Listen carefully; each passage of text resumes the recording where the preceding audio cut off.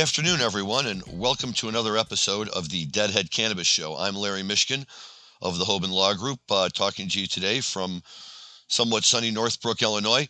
We have a very, very exciting show for all of our listeners today. We hope you'll stick around. In addition to the usual cast of characters, my co-host Jim Marty of Bridge West, based out in Longmont, and Rob Hunt of Lene Holdings, based in San Diego, and I'll give them a chance to say hi in a minute.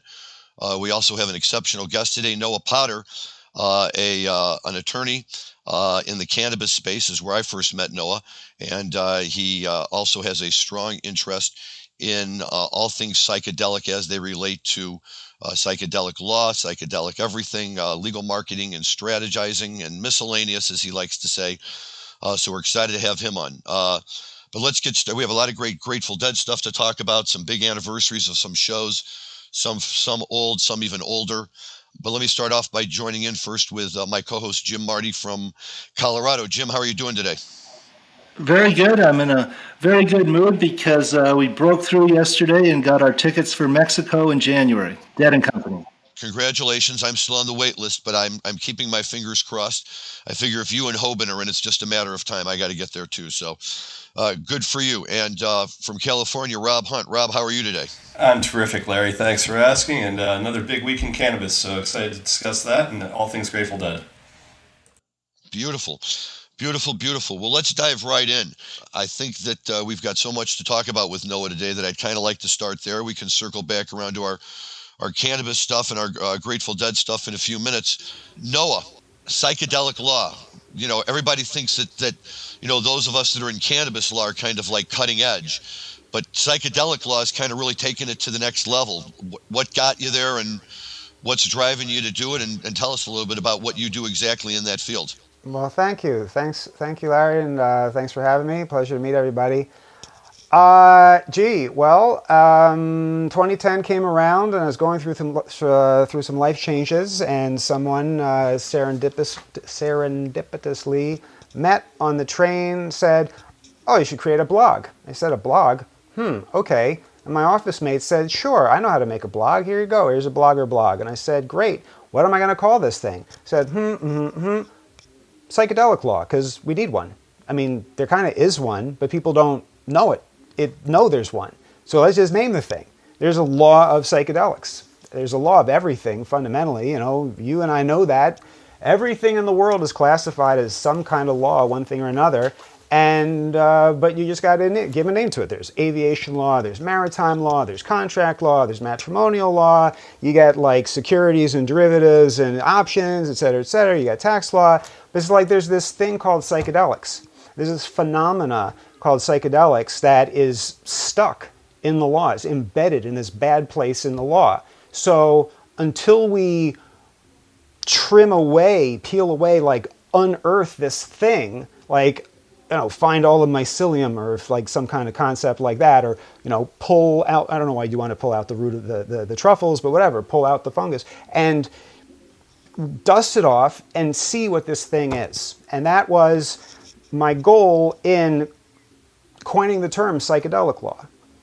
I don't know, is that helpful? I mean, I can go into more specifics, but... Well, no, why don't you tell us, what are you doing specifically professionally right now within the umbrella of what you're calling psychedelic law? So, truth to tell, I mean, I'm in the practice of law. I do law stuff, but my focus in psychedelics policy and law, et cetera, is advocacy in New York. I have co-founded an advocacy group called New Yorkers for Mental Health Alternatives, the goal of which is to effectuate progressive psychedelic law reform in New York State. So right now I'm in an advocacy space. I have been blogging at Psychedelic Law for the last, 10 years or so, to try to provide, offer fundamental principles of what psychedelic law is.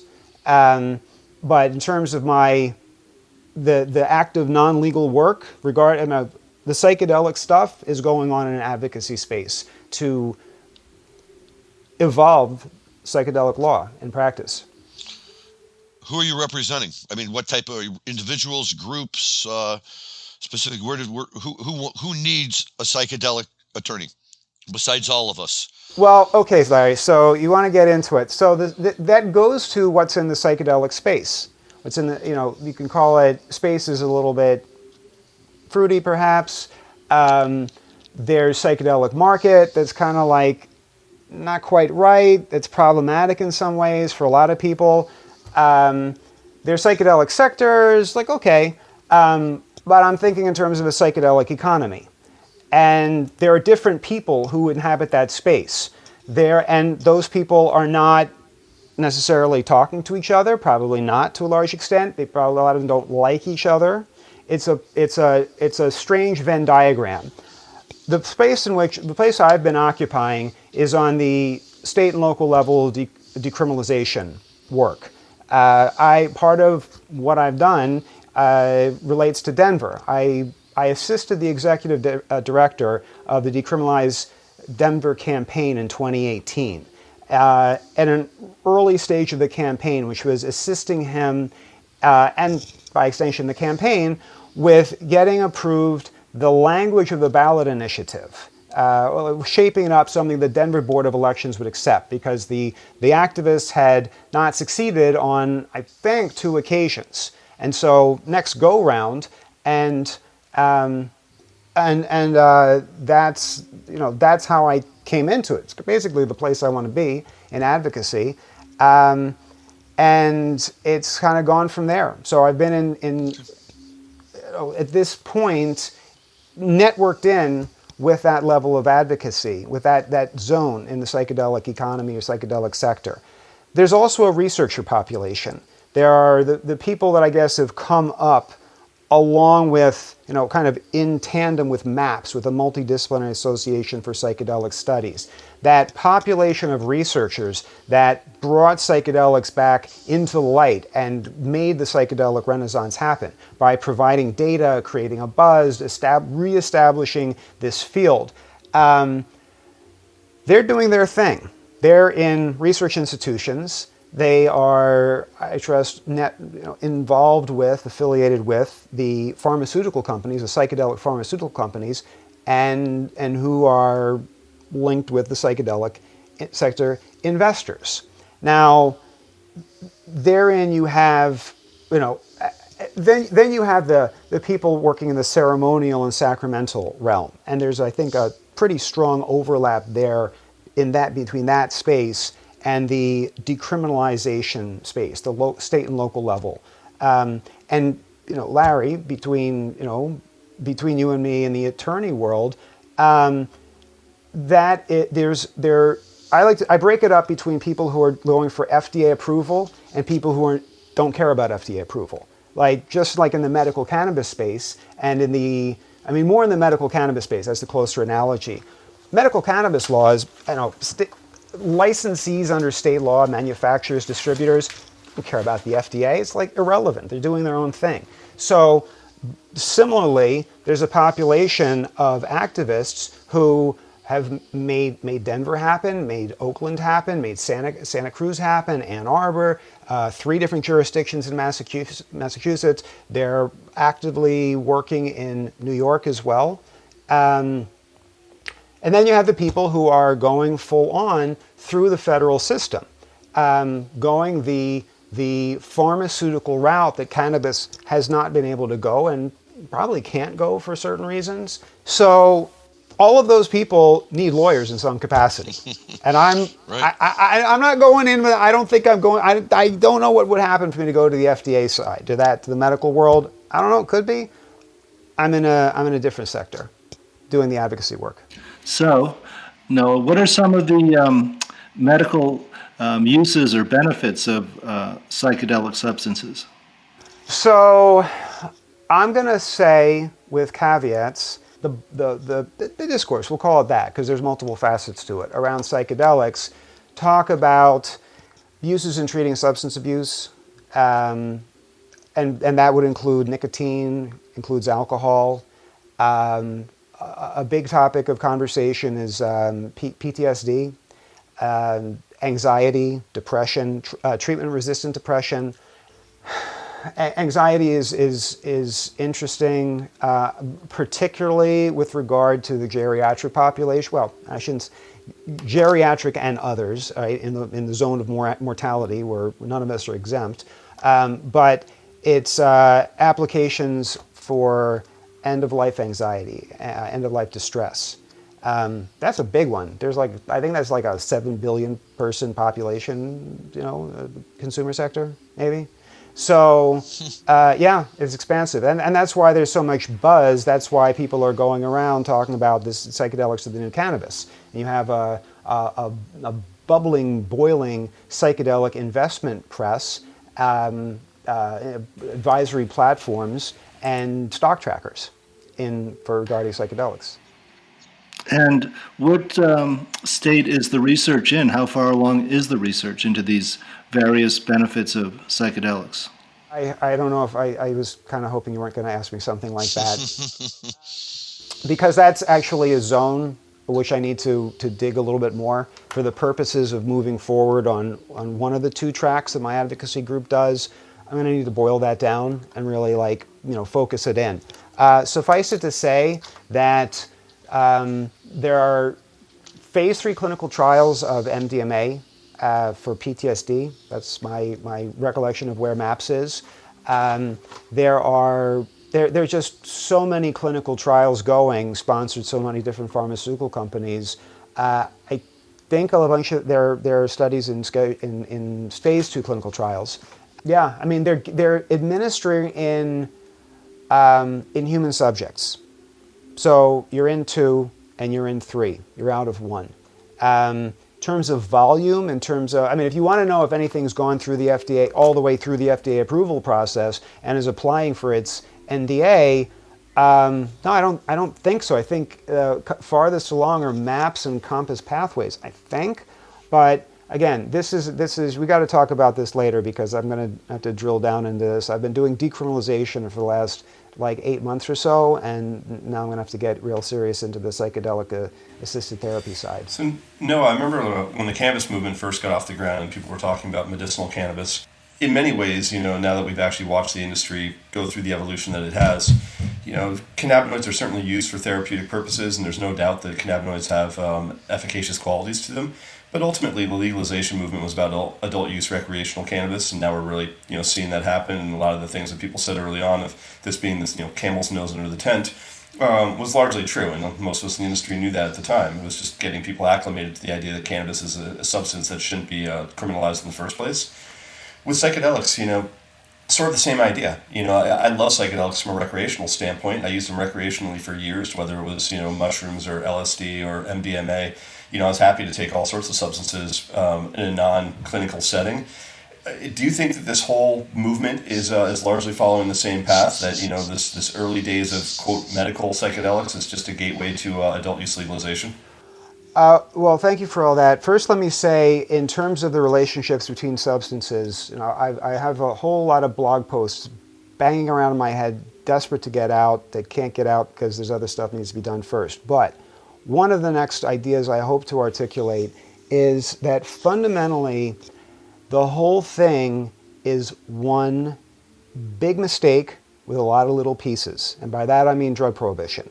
I mean criminal prohibition of psychoactive substances outside of alcohol, nicotine, caffeine, and then the whole spectrum of pharmaceuticalized substances. So, I mean, that is across the board. And that's why there's a burgeoning all drug decriminalization movement coming fast. Having said that, so there's a special relationship between cannabis and psychedelics, in my assessment. And on a very simple objective level, the federal schedules, and the one with which I'm familiar, which is New York state schedules, puts cannabis in as a, quote, hallucinogen.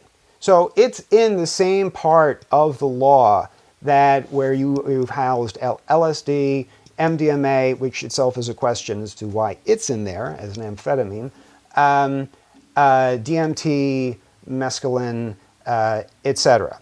So there is a certain kind of, there's an overlap. And I would say that a strong cannabis edible should be deemed a psychedelic substance, at least in terms of a paradigm of delayed onset, very, very powerful change in cognition and mood, and long lasting. But cannabis partakes of multiple qualities. And I guess the psychedelic phenomena, and we're going to leave aside distinctions between MDMA and acid and psilocybin, for example. They're hybrid entities, they're hybrid products. And I quote myself in saying that fundamentally a psychedelic substance, the bottom line in psychedelic law is it's a good that travels in interstate commerce. It's a consumer product that travels in interstate commerce that's subject to various considerations relating to risk and benefit. But neither one fits neatly into the existing categories. You have cannabis as a food, a medicine, and a euphoriant. Like, how's that work? Because you have foods over here, and then you have drugs over there. Once in law world, once you have two terms, it implies that they're different phenomena in some way. So, but this is the question for cannabis. Well, is it a food or is it a drug? And the answer is yes. So it doesn't work. And psychedelics similarly have hybrid qualities. It is a hybrid phenomena because they can partake of a sacramental practice. They can partake of a medical practice. They can partake of a wellness practice, and they can partake of something maybe like the euphoriant aspect of cannabis. But the sacramental one is a knockout. Cannabis has continuously failed. Nobody's been able to my knowledge, get a religious exemption for cannabis of some kind. The courts just swat that down. Psychedelics have done that for a variety because of qualitatively different legal issues. Now, what does that mean to your question about adult use? I don't know what that means with a psychedelic. How do you do a, quote, recreational dose of I just don't even understand what that means. I don't think that paradigm works for psychedelics. I think that you could, if you're looking at psychedelics as a consumer product, I don't think things are going to go well. I think that's a bad idea, personally. You're gonna market. You're gonna try to increase market share of your psilocybin product with billboards and celebrity endorsements. No, I agree completely, Noah. My opinions are, upwards of 20% of the adult population enjoys cannabis. When you get into other drugs like psychedelics, you're getting down to 1% of 1% of 1%. So there really is no market share.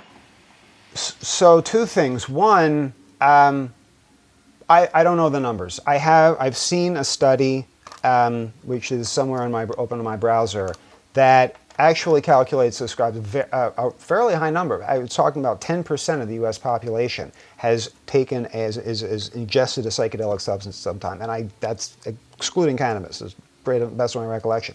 If you think about the MDMA phenomena, if you think about the rave phenomena, and you are going with this colloquial terminology, including MDMA as a psychedelic, I could see that as being a pretty good chunk of the population. I don't think it's that population use size is worth considering if you look at the idea of mass marketing, like a pharmaceutical. Some of these the psychedelic pharmaceutical companies get their way, and they take a product and they through the clinical trials and they get FDA approval. Is that going to end up on television? Are they going to be marketing as hey, come here, fix your depression? So you may be looking at a huge market share, and that's why they're talking about hundreds of billions of dollar valuation of the psychedelic. No, seriously, there are hundreds of millions of dollars pouring into the psychedelic companies. Absolutely, they're going public. But at the same time, I can't speak for decriminalized nature because I'm not a decriminalized nature person. But my understanding of their perspective is there are hundreds of millions of people that could benefit from naturally occurring from mushrooms, from psychedelic mushrooms, from ayahuasca. I don't know how you do iboga because it's somewhat endangered status in West Africa. So I don't know how you're going to do iboga. It's a lot of fun to do, though. Well, having it's great. Okay, listen, I have an epilepsy diagnosis, so that's an exclusion criteria, and I don't know if ever make it there, but I understand is good. So I think we're on the same page. I would agree with you that probably 10% of the adult population has done a psychedelic once or twice, but that does not make a consumer product. when I say consumer product, I'm speaking in a kind of a, like I'm speaking like a lawyer, or trying to speak like a lawyer. I'm trying to, like, this thing appears in the law. It's a thing you get. It's a thing you get. It's not a service. It's not real property. It's not intellectual property. It's the thing. You take it, you put it into your carnate corporeal body. It's this like carnate thing you touch, you put it in, and you get it from somewhere. It grows out of the ground. It grows in your little mushroom cultivator. It comes out of somebody's, like, beakers. So you're buying the thing, or you're partaking in a ceremony, and it's being provided to you, it's being administered to you. So in that sense, it's a thing that changes hands. So when I say consumer product, I'm not talking about the size of the population. I'm talking about, like, what the thing is for legal purposes. To quote myself, I wrote a piece called Psychedelic Markets of the Future. It's on the Chacruna website. If you go to my blog, I probably have my link to that article is 2018, somewhere in there, I guess, in which I make the case that that's where I walk through the exercise and say that's what these things are fundamentally for legal purposes. You may have a small market. With the right messaging, you could have a very large market. So, I mean, for me, that's not what's I mean, it's relevant in the sense that as the laws change and the messaging changes and the public image changes, you could have a great increase in consumer size. I mean, the consumer size for acid in the 1960s was like 0 to 100 in 5 seconds, in a sense. So, which is potentially problematic in many ways. I have grave concerns about where psychedelics could go, which is why I think we need a psychedelic law. Well, but see, what really resonates for me, I think, is a combination of what everybody's saying here, including you, which is that psychedelics are out there. They're not going to ever have the same type of universal appeal that something like marijuana has, or alcohol or things like that. And as we say, maybe for the better. But for the people who like to do it, they really like to do it. And I think the biggest thing for them is, I'm not asking to be able to, like, have a nice clean dispensary. If I want my psychedelics, I know where I can go get them. I just want everybody to leave me alone, right? I don't want the cops to be. So if society takes the position that, hey, look, there's a little bit of medical benefit to it here, so we can decriminalize it, and the cops can say, fine, we're not going to deal with it anymore for right now. And the people who want to do it, you don't necessarily have to be interested necessarily in growing the user base. If it organically grows, that's fine. But if it doesn't, even those people who just like to do it once a week or once a month or once a year, whatever it is, I think there's a much better feeling of security that, hey, I'm not really an outlier with this anymore. Generally speaking, society is saying, do your own thing, just don't cause any trouble and have fun. 100%, absolutely. So, Larry, you're speaking about the decriminalization side, like, part on the spectrum, and I think you're articulating the general idea, and I'll, like, tweak it a little bit and spin it back, which is that it's essentially empirically has been a self-regulating market. I'm not aware. You don't have like. Okay, you had acid was the most dangerous thing in the United States in the late 1960s, per Richard Nixon. You can imagine societal transformation. There's like a lot of cultural transformation, like, in a very short amount of time. I mean, impacted all facets of society because it acts on consciousness, and consciousness is the necessary predicate for everything else. So when you tweak society, you necessarily cause a chain reaction and ripples out. But you don't now have this marker of, like, it's not opioids. It's just not. It's not crack. But there are people using it. So in and of itself, it doesn't generate a lot of. It doesn't seem. I'm not a sociologist here or whatever. It doesn't seem to generate the externalities that even alcohol that the other substances do. That being the case, like, people know how to use it. And actually, Larry, sort of the end of the piece that I wrote, Psychedelic Markets of the Future, I do discuss the União de Vegetal case, I'm going to mangling the pronunciation, from 2006, in which the court basically, and I mean, this was most interest to me, essentially recognized that in a non-medical setting, a psychedelic substance can be safe.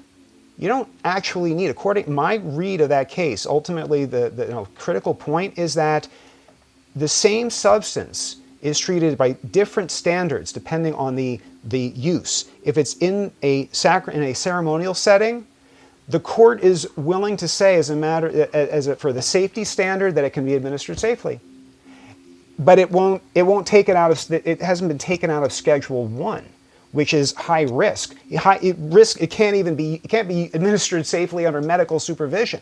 So.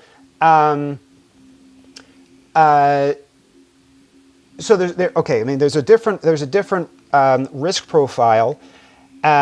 You see implicitly that the market can the demand side of the market can regulate itself, essentially implicitly, and a decriminalization approach is decriminalization is insane. So let's just start at that starting point. Okay, let me dive in here, because decriminalization suggests the ability for people to be able to go out and obtain these substances and use them.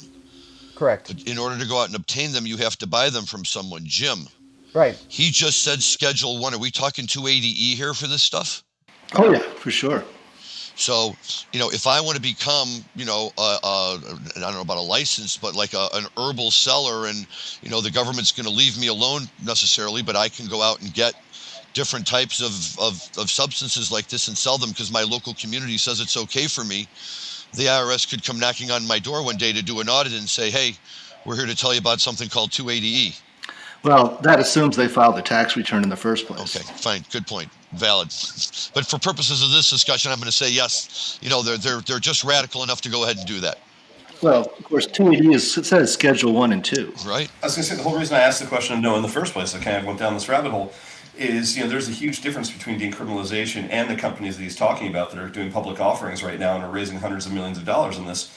And I look at a lot of those companies and what they're trying to accomplish and think, okay, this is the same thing that I heard back in 2006, 2007, with companies saying, okay, let's start getting off the ground. And by 2011 or 12, you had all these publicly traded cannabis companies that are coming out that were only medical. We're just here for medical. We'll never do anything else. Look, we wear lab coats. It was nonsense back then. It's nonsense now, right? For all those companies that swore they were only going to be medical and they were only doing it because they were trying to develop relationships with research universities and they were trying to, cure all sorts of indications. Look, it was completely fictitious when they made those claims at the time, and I think it's completely fictitious a lot of these companies are making these claims at this time.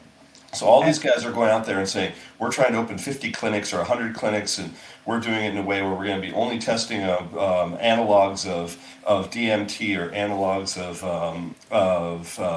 psilocybin, or pick the drug of choice, and saying we're going after very specific PTSD and other things like that. Look, if you want to tell me you're going after decriminalization and you're trying to gain market share, cool. But let's be honest with who we are and what we're trying to do. And I'm not saying there's no efficacious qualities to psychedelics. I'm a firm believer that there are.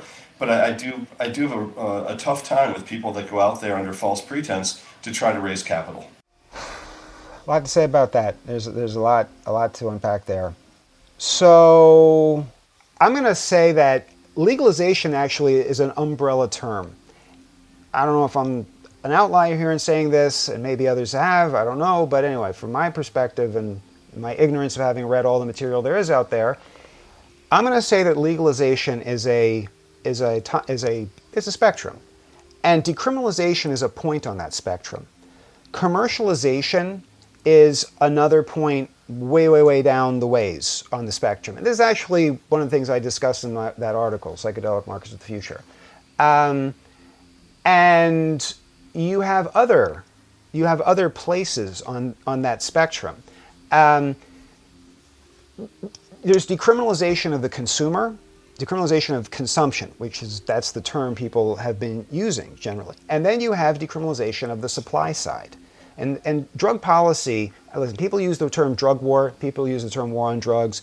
There is no such thing. That's done. That was like a different period of time. That's not the terminology. Those aren't the thought constructs that support prohibition. My perspective is that it's actually medicalization is the fundamental foundational point of prohibition, because you have criminal prohibition and you have medical use as an exception to criminal prohibition. Once you get into the supplied side, that's where things get weird, because who's doing the supplying and what are their interests? How are they covering their costs? How are they getting something on top of their costs? How are they making a profit off of it? Or maybe they aren't for profit. Maybe they're not for profit. Does that actually work?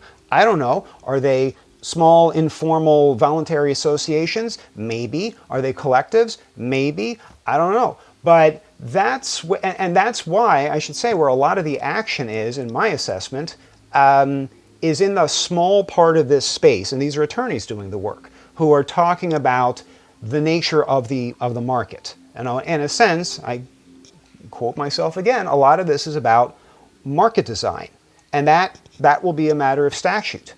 That will be what kinds of entities are permitted to manufacture / cultivate, distribute to a consumer.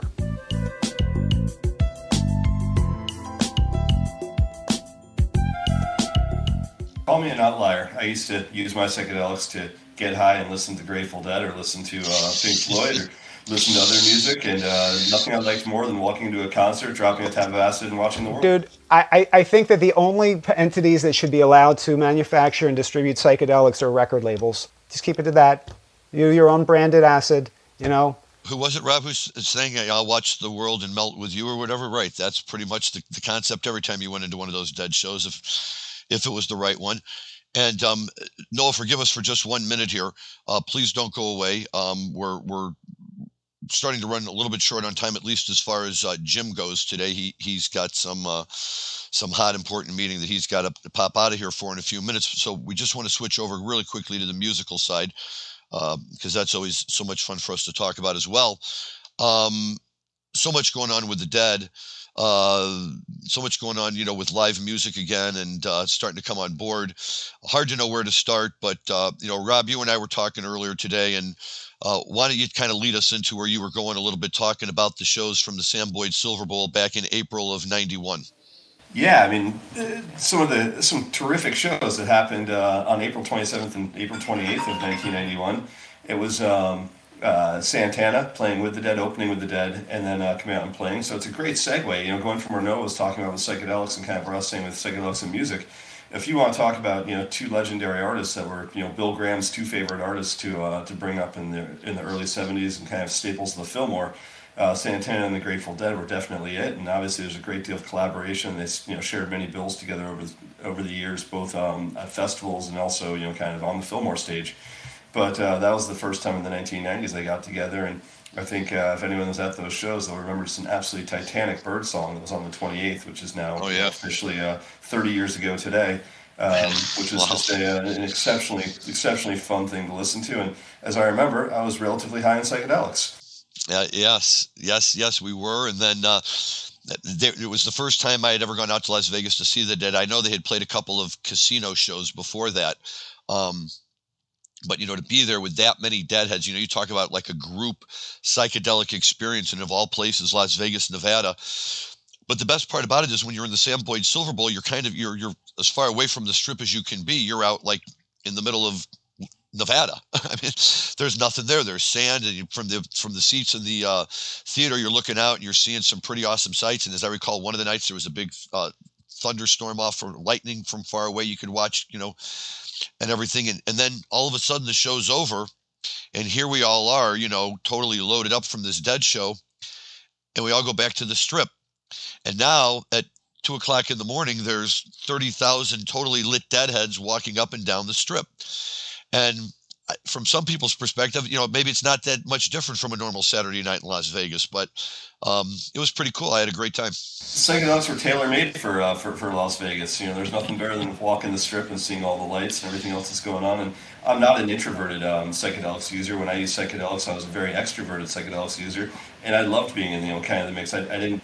As I said to you earlier, Larry, I never subscribed to the Timothy Leary, controlled environment LSD use. I subscribed to the Ken Kesey, let's go out and freak everyone out side of the LSD use.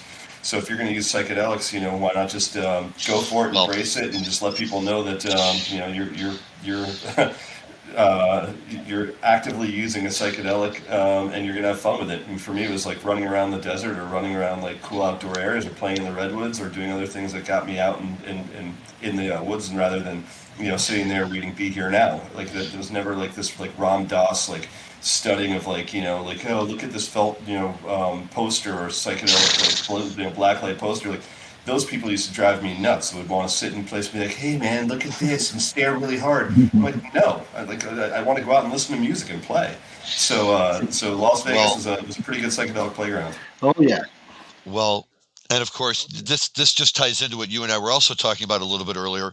If you want to talk about that in Las Vegas, you have to talk about Fear and Loathing in Las Vegas, because that was the whole concept of that book. Was I'm going to go to Las Vegas, and this town is already so crazy that I can be even crazier, and nobody's going to tell the difference. I can drop in on a conference full of law enforcement officers from around the country, loaded up on about 12 different types of drugs, and to them, I'm just another crazy guy in Las Vegas, and it kind of gives you good cover. I like that. Yes, well, I wasn't at the first year with Santana, but I believe that of the 5 years they did those Silver Bowl shows, I was at 3 of them. And that's what I always loved about Las Vegas. In small town America, there's nothing to do after a Grateful Dead show. In Vegas, the party's just getting started at midnight, 2 o'clock in the morning. And Noah will appreciate this story. One time, I was high on psychedelics after a Dead show, and I sat down at a blackjack table and played third base there, last position before the dealer, and I was absolutely clairvoyant. I busted that dealer so many times, the entire Slots of Fun casino was cheering for me. That'll happen.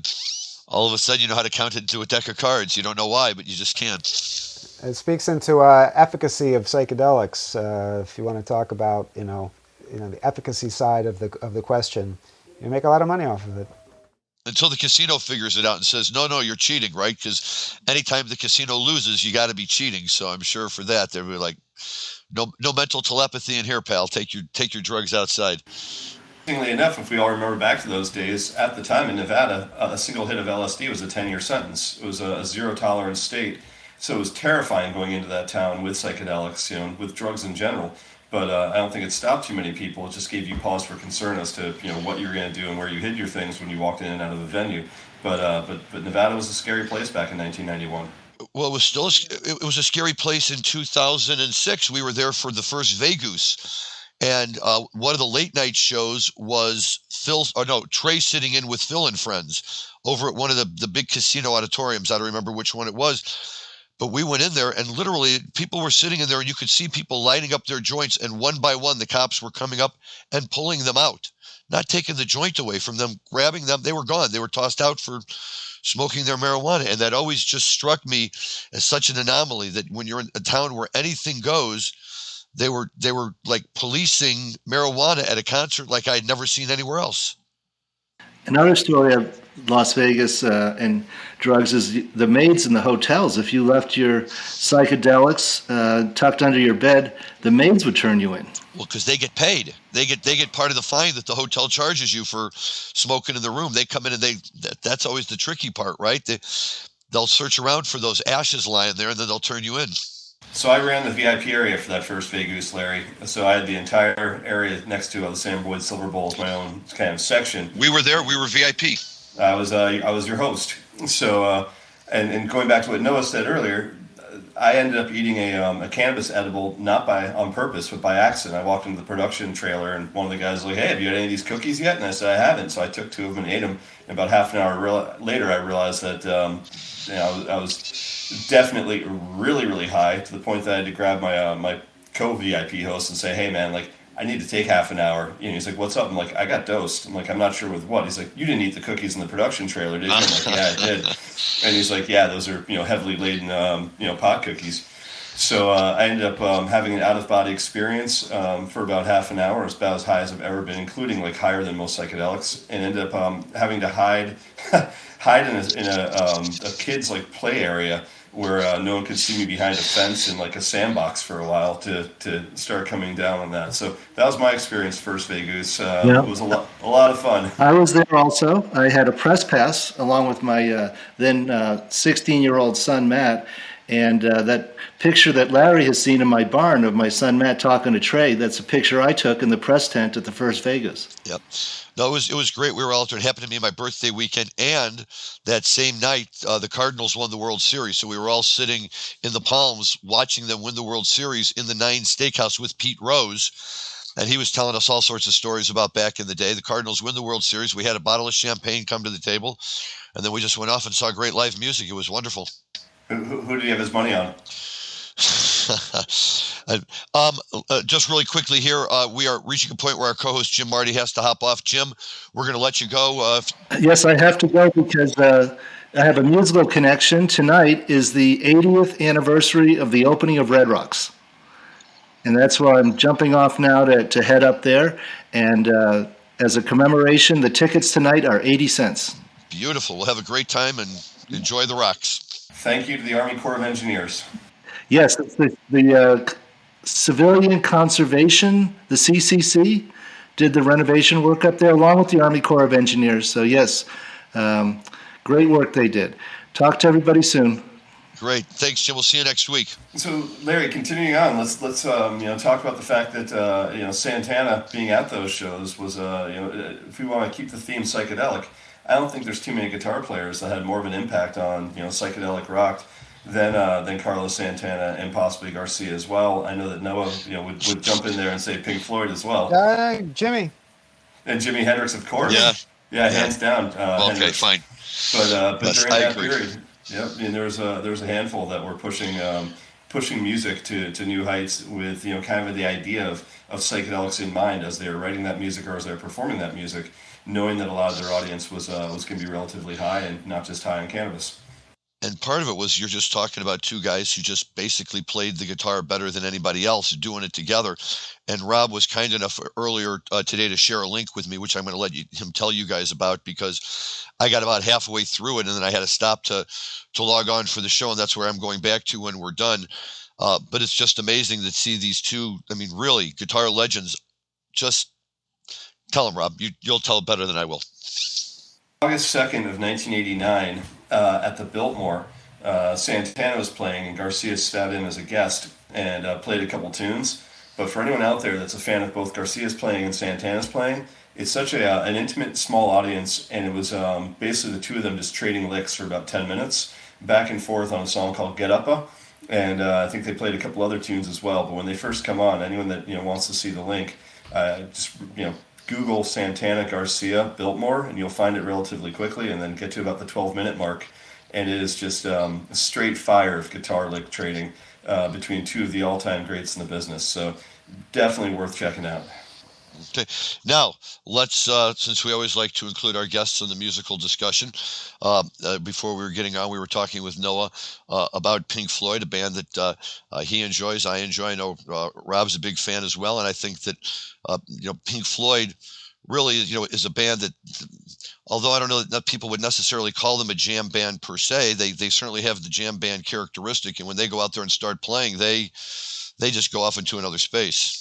But almost the antithesis, Larry. Like, the big difference between Pink Floyd and the Grateful Dead is that their music was very, very calculated. They spent a great deal of time in the studio to make sure that they got every note perfect. And when they performed it note for note for how they did it on the album, and they were very, very true to their craft in that way. So they created something that was relatively psychedelic, but they also did it in a very a different manner than the Grateful Dead did. There was no jazzy freeform to what they were doing. It was very much orchestrated.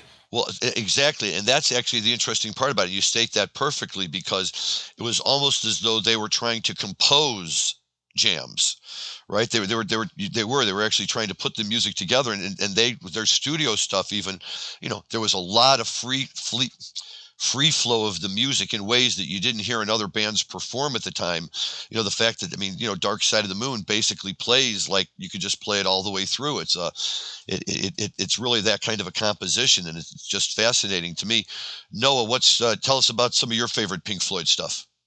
So, the truth to tell is actually kind of a quest of like, what kind of music will work for an acid trip?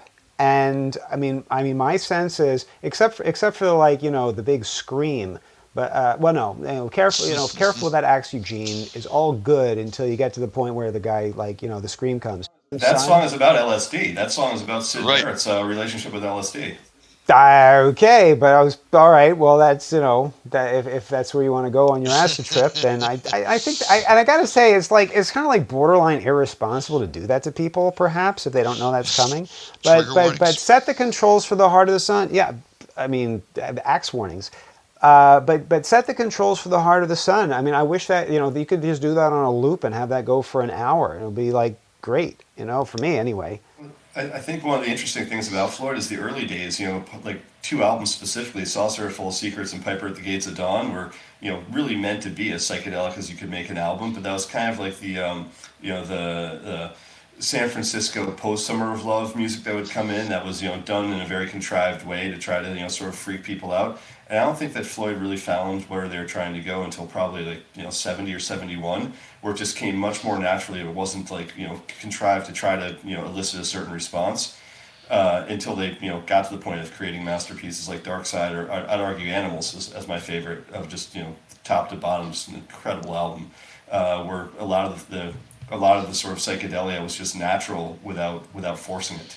Well, isn't that not unlike Anthem of the Sun and Oxymoxa, right? I mean, two albums, and if you listen to them, I mean, they're very contrived in the way they're put together, and they do it. But they were the launching pads that eventually got them to creating American Beauty and Working Man's Dead, which are in their own right, beautiful albums. And maybe for a lot of these musicians, it was that early more psychedelic period that really kind of brought it all together and helped them coalesce into becoming what they did. And we can all talk about the 27 Curse forever, but since Noah mentioned Jimmy, it's really almost devastating to think about how much we missed in terms of what he would have contributed to the musical world, and whether he might have ever himself kind of taken a step off of the heavy duty psychedelic path and gone into the more, American Beauty creative type of path, if you will.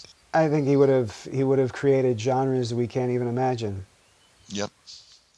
I would agree. I mean, I don't think there's any way he can be that talented. I think both him and Dwayne, as far as losing guitar players early, both those guys, I think, were just at the beginning of what would have been just exceptional careers. If you think about the longevity of other guys from that period that were that good, like what Clapton did in his career and how different he was, at age 45 to see he was at age 27. Not seeing Dwayne Allman may very well always be my biggest rock and roll regret. He's an exceptional musician. We were lucky to have him for as long as we did, and the fact that his music, remained. And, and really, although maybe this is appropriate to be discussing along with this topic, but, who's to say that, Derek Trucks isn't, channeling a little bit of Dwayne Allman in him, and, doesn't have a little bit of that, reincarnation flowing in him, because quite frankly, when you hear him get up and, when they had Trey playing with them at Lockett and they were covering Layla, it was hard not to think that wasn't Dwayne Allman up there, playing those slide licks the way he was just ripping them off. Yeah, I think that I would agree. I don't think anyone else can do it quite the way he can. I think that when you're raised by the Allman Brothers, essentially, you're going to take away a lot of what Dwayne had. But Derek is it's so funny. Trey actually refers to Derek Trucks as the best guitar player in the world right now, and that's pretty high praise coming from a person I consider to be one of the top 10 that's out there playing the guitar right now. Absolutely, no question about it. I think that's very true. So Noah, what's next in the world of psychedelics? You and I were very lucky. We first got to know each other, Noah and I, working with the Hoban Law Group. Noah coming in as one of the New York Council, and as a result, and one of the things that we've always talked about, and we talked about this with Bob when he was on the phone, was that Bob was such a visionary, and still is a visionary in terms of being, really that much farther ahead than everybody else, in talking about what you're talking about, recognizing that there really is law here, and there's law that's going to have to be addressed, and people are going to have to face it, and manage it. And now, here you are kind of taking it on to the next level, and you're kind of like going from the Wild West, which is starting to get tamed, and you're going even more Wild West than you were before. In two questions, realistically, where do you see this all going in a couple of years, and where would you like to see it go in a couple of years? I gotta, well, yeah, I'm gonna say they gotta be the same thing, because if anybody's going anywhere, we need a lot of work, because I may sound dramatic, but if I say it seems like the ship is breaking up, I don't know if that means anything to people, if they kind of like get where I'm going with this, but there's like, the whole system is quivering potentially. If you look around the world, we're told anyway, and some of us may feel it, that we're kind of confronting a few different kind of existential crises for like Homo sapiens sapien. And there are those who believe that psychedelics could play some part in getting us, I'm going to paraphrase, I'm going to use my own terms, getting us to a happy future as opposed to an unhappy future, or a relatively or happier future where like things don't go as bad as they could go. And I mean, I'm one of those people with a whole lot of caveats, which we can discuss, whenever. I want to see, and like, maybe to answer your question more directly, I believe that pluralism in the market is necessary. You need a free market. And you need a free market in the sense that people aren't getting in each other's way. And people who want to have a psychedelic experience in a medicalized setting, a medicalized product, they should be able to do so. And people who want to have a psychedelic experience in a natural environment under their own auspices and autonomy, based on their own experience level and their understanding and their discretion, they should be able to do that. And I don't want to have anybody in the sector controlling the sector through intellectual property rights. And I don't want people who are, the terminology entheogen versus psychedelic is something we didn't discuss, but for me, it's extremely significant. I also don't want people saying, well, Western science is like, I don't know about this science thing. Like, who needs science?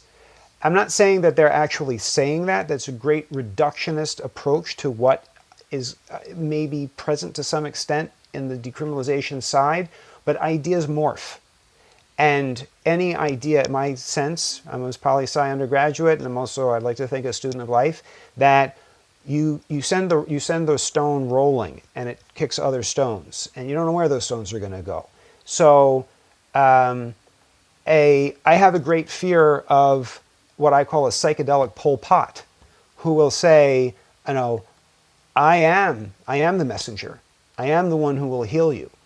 And anyone who tells you otherwise is an enemy. And I have many students, and my students contend with the students of the other false messengers. So there's all kinds of weird places things can go. And so we all need to do a lot of thinking. And this is why I think the lawyers are especially tasked, and it's especially critical for lawyers to be in this space, to ground people. And so I guess in a very crystallized expression, excuse me, I would like to make sure there's pluralism in the market. Very highly technical, perhaps. I would love to see autonomy, local autonomy to the greatest extent possible. I personally believe that ultimately the only way this is going to work is if psychedelics are introduced to societies and communities on their own terms, with their own paradigms, and not have anything imposed on the outside. I mean, you do have to have some kind of fundamental societal norms. That's again another question as to basic principles of like human rights values, and you're going to have like separation of, you're going to have establishment clause, separation of church and state issues as the idea of a sacramental, spiritual, religious use of psychedelics evolves.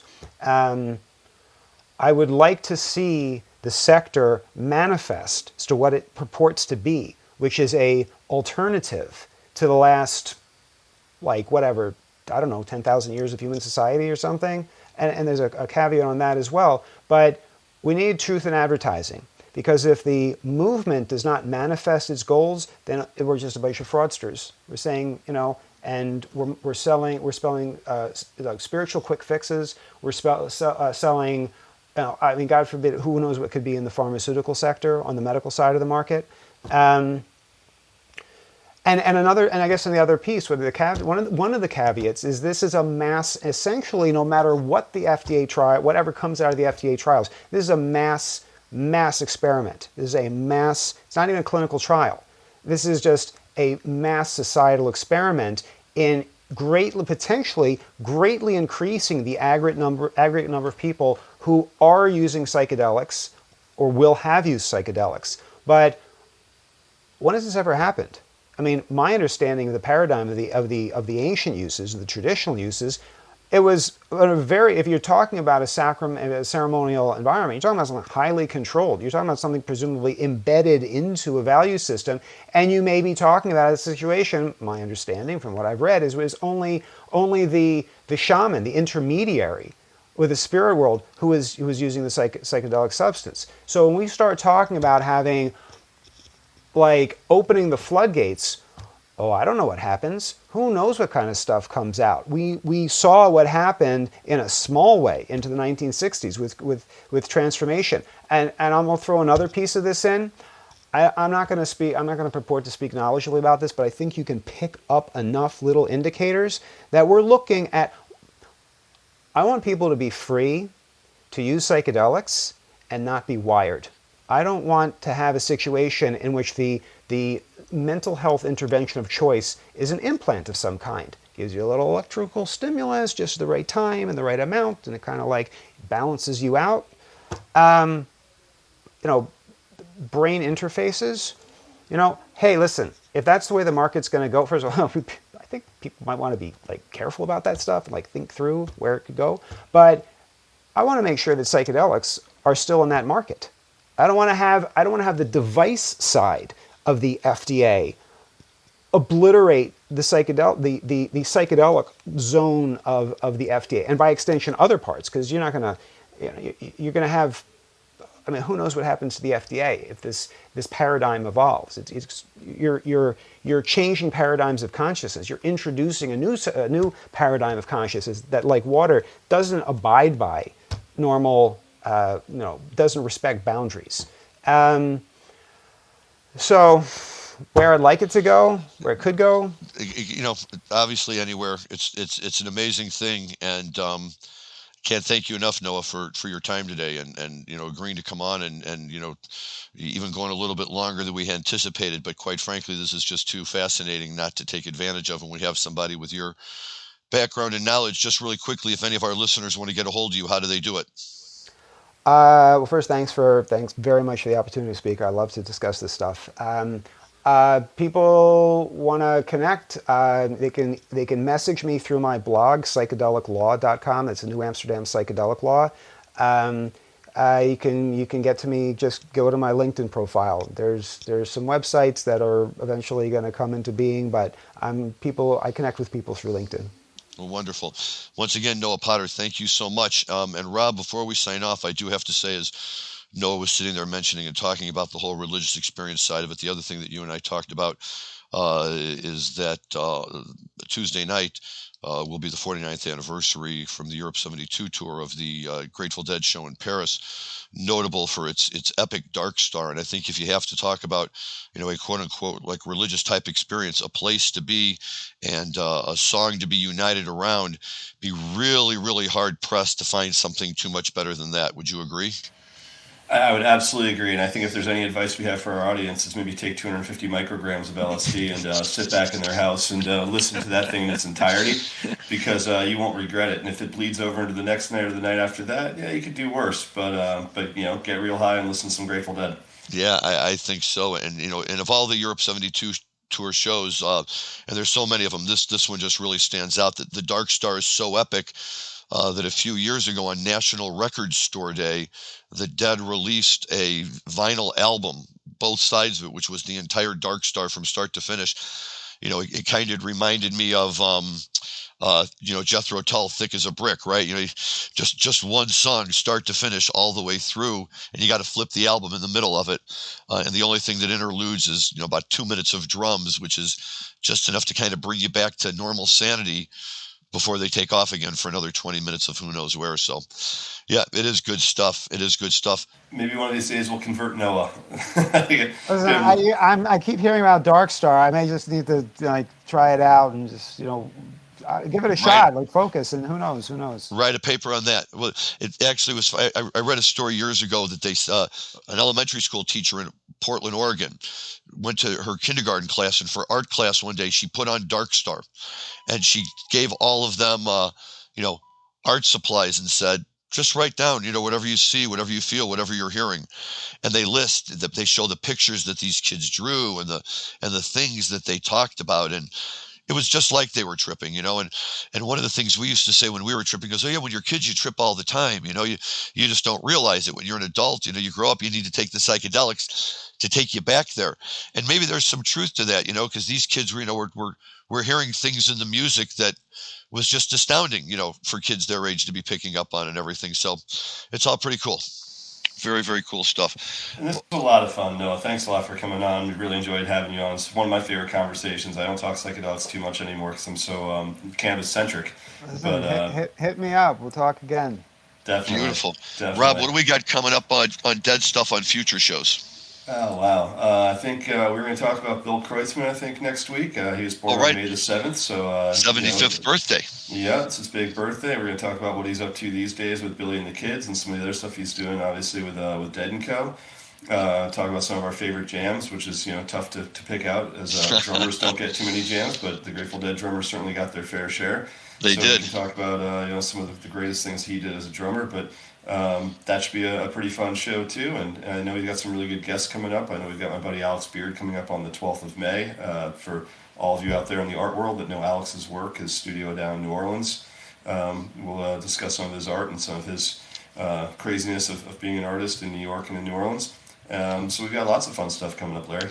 Well, you're right. In fact, next week we have a very special guest, a good friend of mine and a true a cannabis business person, Andy Greenberg from the Bay Area, who's a co-owner of Society Jane, which is a group out there that caters to the women cannabis users of the world.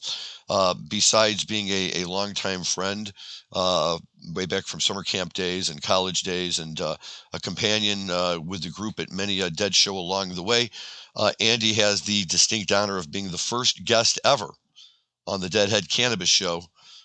Way back when Dan decided that Jim and I were mature enough to finally start having some guests, and she was great, and I couldn't be more excited to have her back with all of this stuff going on. I think you'll find what she and her partner Sharon Krinsky have done is just nothing short of amazing in terms of building up this women's cannabis market in the Bay Area, and it's very, very exciting stuff. So once again, to my co-host Rob, thank you as always, and look forward to talking to you again next week. Noah Potter, thank you very much for your time. Jim Marty, who hopped off a few minutes earlier to head over to Red Rocks, where I'm sure he'll have a great time tonight. This is Larry Mishkin of the Hoban Law Group. Once again, thanks everyone for listening. We will look forward to having you on our show next week. Be safe and enjoy your cannabis responsibly. Thanks everyone. Bye-bye.